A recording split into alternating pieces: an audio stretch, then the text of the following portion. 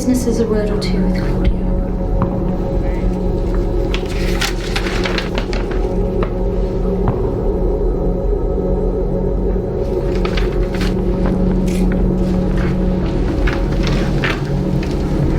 Look, senor. Here's your sister.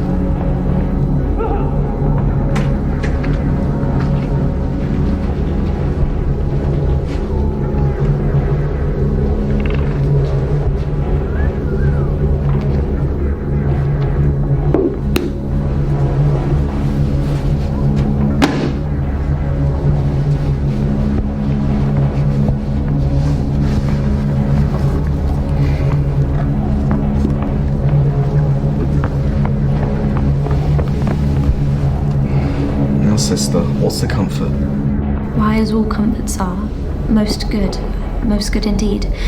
Lord Angelo, having affairs to heaven, intends you for his swift ambassador, where you shall be in everlasting leisure. Therefore your best appointment make with speed. Tomorrow you set on. But is there no remedy? None but such remedy as to save a head, to cleave a heart in twain. But is there any? Yes, brother, you may live. There is a devilish mercy in the judge if you'll implore it that will free your life but fetter you till death. Perpetual durance? Aye, just perpetual durance. A restraint, though all the world's vastity you had to a determined scope. But in what nature? In one such as you consenting to it would bark the honour from the trunk you bear and leave you naked. Let me know the point. I do fear thee, Claudio, and I quake, lest thou a feverous life shouldest entertain in 6 or 7 winters more respect than a perpetual honour. Why you give me this shame? Think you I can a resolution fetch from flowery tenderness? If I must die, I will embrace darkness as a bride and hug it in my arms. Spake my brother. Then my father's grave did utter forth a voice. Yes, thou must die. Thou art too noble to live a life in base appliances.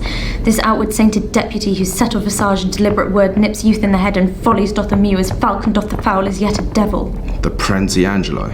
Dost thou think, Claudio, if I were to yield him my virginity, thou mightest be freed? Oh, heavens, it cannot be. Yes, he would give it thee from his rank offence, so to offend him still. This night's the time that I should do what I abhor to name, or else thou diest tomorrow.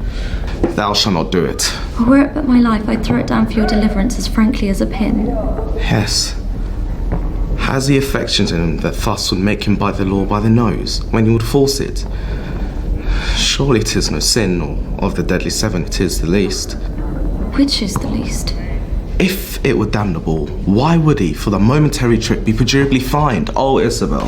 What says my brother? Death is a fearful thing. And shamed life a hateful. Aye, but to die and go we know not where, to lie in cold obstruction, and to rot, this sensible warm motion to become a kneaded clod, and a delighted spirit to bathe in fiery floods, or to reside in a thrilling region of thick-ribbed ice, the weariest and most loathed worldly life that age, ache, penury, and imprisonment can lay on nature is a paradise to what we fear of death.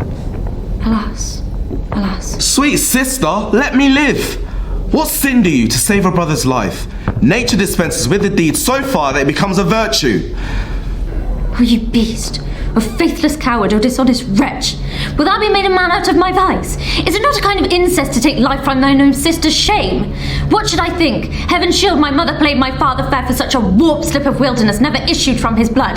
Take my defiance, die, perish, might but my bending down reprieve thee from thy fate it should proceed. I will pray 1,000 prayers for thy death no word to save thee. Nay, hear me, Isabella. Oh, fie, thy sin is not accidental but a trade. Hear me, Isabel!